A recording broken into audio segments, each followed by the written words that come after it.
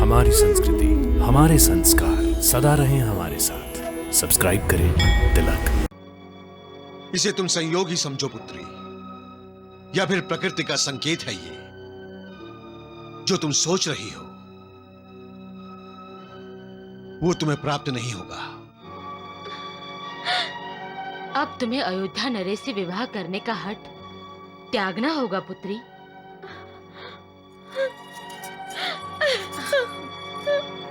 सुमति आपके अनुरूप है महाराज। अनुरूप और एक रूप में बहुत अंतर है महारानी। आप मेरे अनुरूप हैं। आप मेरे सुख दुख से एक रूप भी हुई हैं। इसीलिए तो आप मेरे लिए कन्या ढूंढने लगी। क्या कोई पत्नी अपनी सौतन को ढूंढेगी? सुमति भी आपसे एक रूप होगी महाराज, क्योंकि वो आपसे प्रेम करती है।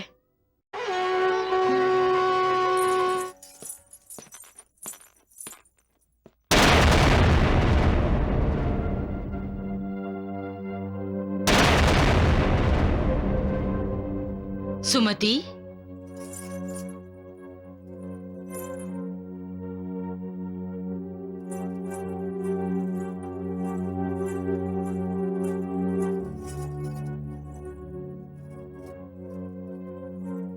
अब कैसी हो तुम पुत्री? ठीक हूँ माताश्री। दीदी की भाषा बोलूं तो एक दुस्वप्न समाप्त हुआ। दीदी? हाँ पिताश्री, दीदी जिन्होंने शक्ति सिंह से मेरी रक्षा की। दीदी बहुत ही कुशल योद्धा हैं। और भी कुछ जानती हो उनके बारे में? उन्होंने केवल इतना ही बताया कि धवलपुरी उनका मायका है।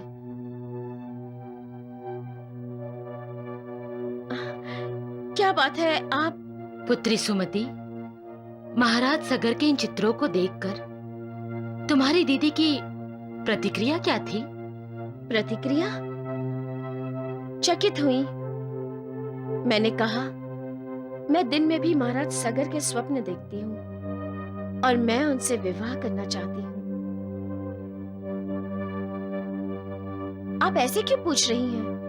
पुत्री, शक्ति सिंह के सेनापति को युद्ध में पराजित करके और उसका धड़ उसका शरीर से अलग करके जब मैं सेना के साथ तुम्हें शक्ति सिंह से छुड़ाने के लिए आगे बढ़ा तो मैंने देखा कि अयोध्या के किसी योद्धा ने तुम्हें बचा लिया है।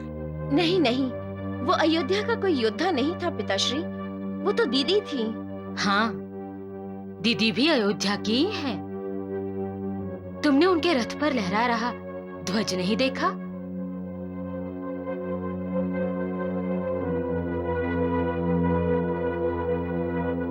ध्वज? हाँ पुत्री, वो ध्वज अयोध्या का था।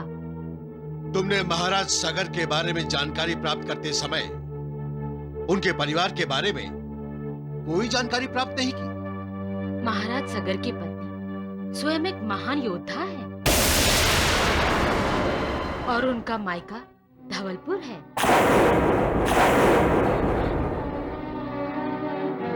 अर्थात दीदी? हाँ, जिसे तुम दीदी कहती हो, जिसने शक्ति सिंह से तुम्हारी रक्षा की, वो महाराज सागर की पत्नी अयोध्या की महारानी केशनी थी।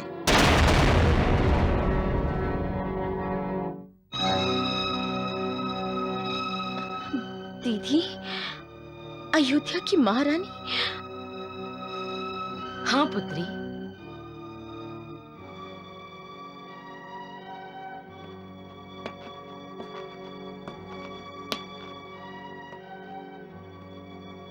इसे तुम संयोग ही समझो पुत्री, या फिर प्रकृति का संकेत है ये। जो तुम सोच रही हो वो तुम्हें प्राप्त नहीं होगा। अब तुम्हें अयोध्या नरेश से विवाह करने का हठ त्यागना होगा पुत्री।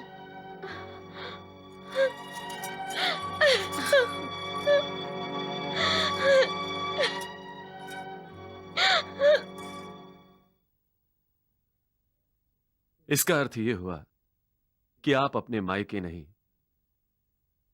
मेरे विवाह के लिए कन्या ढूंढने गई थी।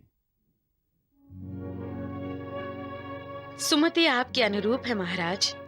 अनुरूप और एक रूप में बहुत अंतर है महारानी। आप मेरे अनुरूप हैं।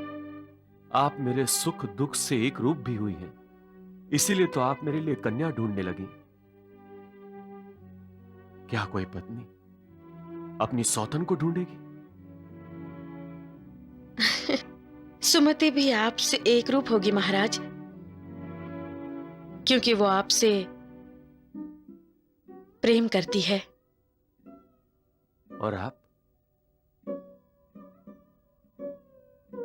सुमति अयोध्या को उत्तराधिकारी देगी महाराज।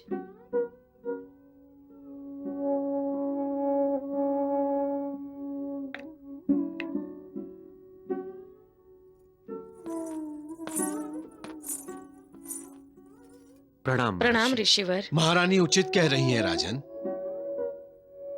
आपका और राजकुमारी सुमति का विवाह हो, इसी में पृथ्वीलोक की भलाई है। आप विवाह का प्रस्ताव तत्काल समस्तीपुर भेज दीजिए और विवाह की तैयारियां आरंभ कर दीजिए राजन।